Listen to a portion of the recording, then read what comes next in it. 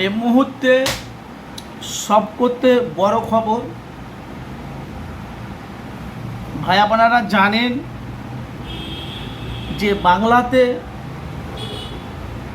মুখ্যমন্ত্রী মমতা ব্যানার্জি উনি 15 বছর বাংলা রাজত্ব করেছে।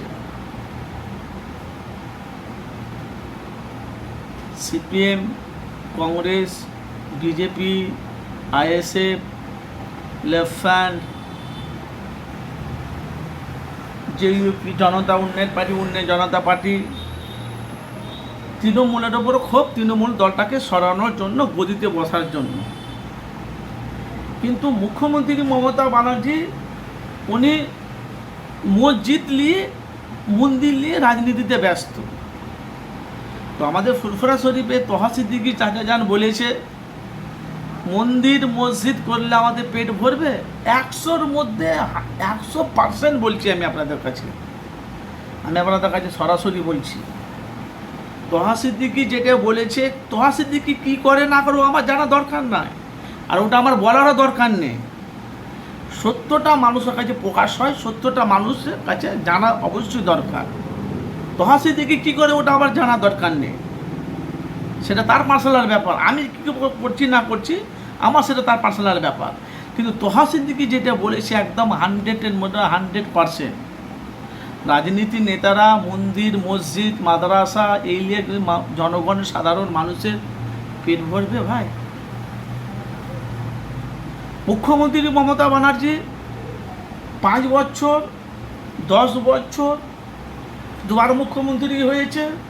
বাংলার মানুষ, জনগণ, সাধারণ মানুষ মমতাকে জিতিয়ে ওনাকে মুখ্যমন্ত্রী বাংলাতে সিএম করেছে। সেই মুখ্যমন্ত্রী বাংলাতে তার প্রকল্প বেশি, কিন্তু আমাদের মুসলমানের জন্য মমতা কিছু করেনি। যা করেছে হিন্দুদের মন্দির নিয়ে উনি ব্যস্ত, ধর্মকে নিয়ে ব্যস্ত। ভাই আপনারা বলে আমি কথাগুলো কি খারাপ বলছি? যে তোহা সিদ্দিকী একদিন তৃণমূলকে সাপোর্ট করতো, ভাই বাংলা পশ্চিমবাংলাতে সিপিএম, কংগ্রেস, তৃণমূল এইসব বিভিন্ন রকম যা দল আছে, যার যেটা চয়েস তাকে সেটা মানে সাপোর্ট করে, সেটা তার পার্সোনাল ব্যাপার। কিন্তু তোহা সিদ্দিকী মমতাকে সাপোর্ট করে, এখনও করে, এখন আর করে যে সেটা বলতে পারবো না। কিন্তু তোহা সিদ্দিকী বলেছিল, সিট যদি পেতে চাও, বাংলায় যদি থাকতে চাও, তোমার দলের মধ্যে কিছু দুর্নীতি, তোলাবাজি, কিছু এমএলএ বিধায়ক আছে, তাদেরকে তোমার দল থেকে তুমি ছাঁটাই করো, নাহলে এ বাংলার মানুষ তোমাকে জবাব দেবে। পরিণতি কী হলো? পরিণতি কী হলো? সে মুখ্যমন্ত্রী মমতা ব্যানার্জি 15 বছরই গল্প শেষ। 15 বছর বাংলা রাজত্ব চালালে, পুলিশ ফোর্স, মিলিটারি ফোর্স নিয়ে পেলে নিয়ে বহুত কিছু ঘুরলেও সে গল্প শেষ আর নয়। আর ভোটটা কীভাবে বিজেপি জিতেছে আপনারা সবই জানেন, সেটাও আমার জানার দরকার নেই, বলারও দরকার নেই। কিন্তু বাংলাতে ভাই এই যে নতুন একটা সরকার এসেছে, যে আমাদের শুভেন্দু অধিকারী মুখ্যমন্ত্রী,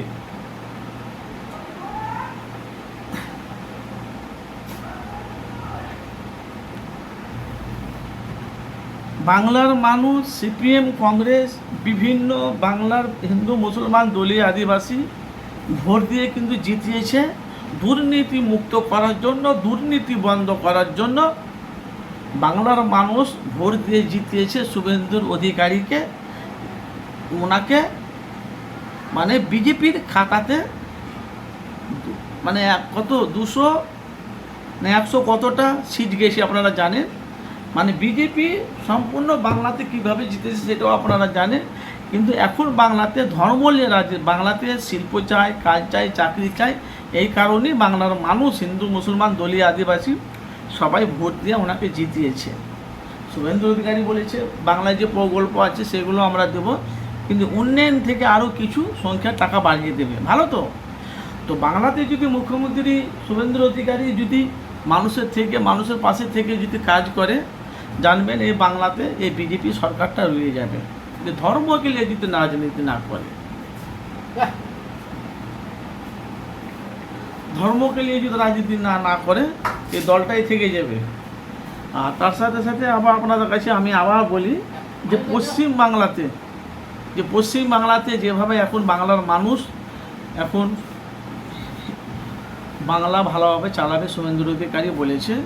আর তার সাথে সাথে ধর্মকে নিয়ে রাজনীতি করলে বাংলার মানুষের পেট ভরবে না। আপনাদের মূল্যবান মতামত অবশ্যই জানাবেন। আমরা চাই শিল্প, কাজ, চাকরি চাই। আপনাদের মূল্যবান অবশ্যই মতামত, আমরা চাই বাংলাতে যেন চাকরি পায়, উন্নয়ন হয়, পরিবর্তন হয়। আর আপনাদের মূল্যবান অবশ্যই আপনাদের মতামত জানাবেন।